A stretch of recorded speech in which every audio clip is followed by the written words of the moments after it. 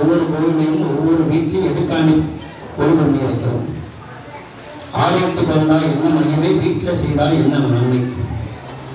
வீட்டில் செய்கிற எதுக்காண்டி? வீட்டில்னா மன நிம்மதிக்காண்டி. குடும்பத்தில் பிரச்சனைகள் நிவர்த்தி ஆகணும், சுபகாரியங்கள் எல்லாம் பெறப்படுறதுக்கான நிவர்த்தி ஆகணும்னு வீட்டில் செய்யணும். கோவிலுக்குள்ள வந்தாலே மன நிம்மதி, கஷ்ட நிவர்த்தி, உடம்பு சீக்கிரம் நிவர்த்தி ஆகும். ஏன்னா கருங்கல் சுவாமிக்கு இருக்கு சுவாஸ்தி. சுபசுவாமியை விட கருங்கல் சுவாமிக்கு நீங்க என்ன வேண்டுமோ இழுத்து வச்சுக்கணும். அதை அப்படியே கொடுத்தா வெளியாக்காது.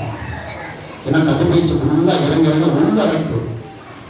இந்த கதிர்வீச்சு ஃபுல்லா கருங்கல் சுவாமிக்கு இழுத்து வச்சுக்கிறது மெதுவாக சுவாமி கதிர்வீச்சுக்கணும். அதெல்லாம் திரைய பாசம் என்ற திரை. எதுக்காண்டி திரை போடுறோம்? எதுக்காண்டி திரை போட்டால் எதுக்கு சுவாமி தரிசனம் பண்ணக்கூடாது? இந்த பாசம் இந்த தர உள்ள விழுந்தாலே சுவாமியுடைய அனுகிரகம் முழுக்கு கதிர்வீச்சு அதிகமாகிட்டே இருக்கும். அந்த திரையெழுத்தும்போதுதான் கதிர்வீச்சு சுவாமியுடைய அனுகிரகம் கிடைக்கும். இதெல்லாம் உயிர் உள்ளது. நவராத்திரிங்கிறது உயிர் சம்பந்தப்பட்டதுன்னா மன நிம்மதி, அறிவுகள் சாஸ்தியாகும்.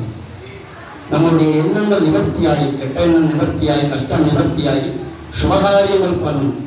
தசமி என்று 10வது நாள் காரியங்கள் சித்தியாக ஆகி விரதம் இருந்து சௌமா இருந்து சுவாமி 10 நாளும் சுவாமியுடைய புகழ் பாடி அந்த அனுகிரகத்தை கிடையாது. கடைசி நாள் தசமிக்கு நம்மளுடைய அனுகிரகம் பெற்றும்.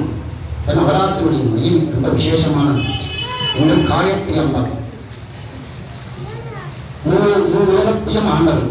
காயத்ரி அம்பாள் 3 உலகத்தையும் ஆண்டவள். இந்த காயத்ரி அம்பாள் பூலகம், மத்திய உலகம், மேல் உலகம், இந்த 3 உலகத்தை ஆண்டு அறிவான சாஸ்தி பண்ணவர். குழந்தைகள்லாம் எதுக்காண்டி இந்த நவராத்திரி விஷயம் குழந்தைக்கு ஏன் தெய்வமாக்குறாங்க?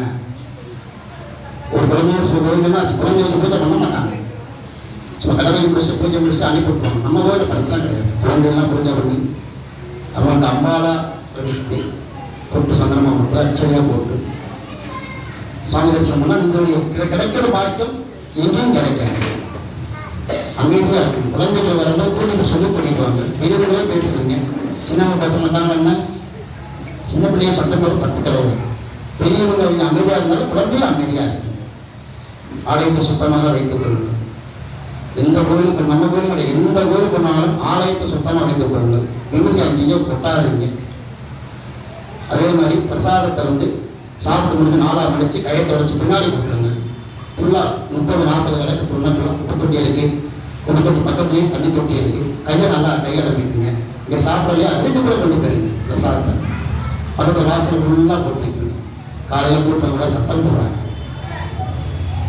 வெளியே மட்டும் உள்ளவங்க சுத்தம், வெளியே கோயில் வாசல் முன்னுக்கு சுத்தமாக இருக்கணும். தெய்வங்கள் இருக்கு மனமாறும் இடம். மன நிம்மதிக்காண்டி ஆலயம் வருகிறோம். அந்த காய சித்தி அலையிறக்காண்டி அமைதியாக இருக்கும். சுவாமி தரிசனம் நல்லா படிக்கலாம். ஒவ்வொரு அவதாரம் உண்டு நம்ம ஆலயத்துக்கு. ஒவ்வொரு அவதாரம் மாற்றிக்கிட்டே இருக்கும். ஒரு சுவாமிக்கு ஒவ்வொரு அவதாரத்தை மாற்றிக்கிட்டே இருக்கும். இன்னைக்கு என்ன அவதாரம்?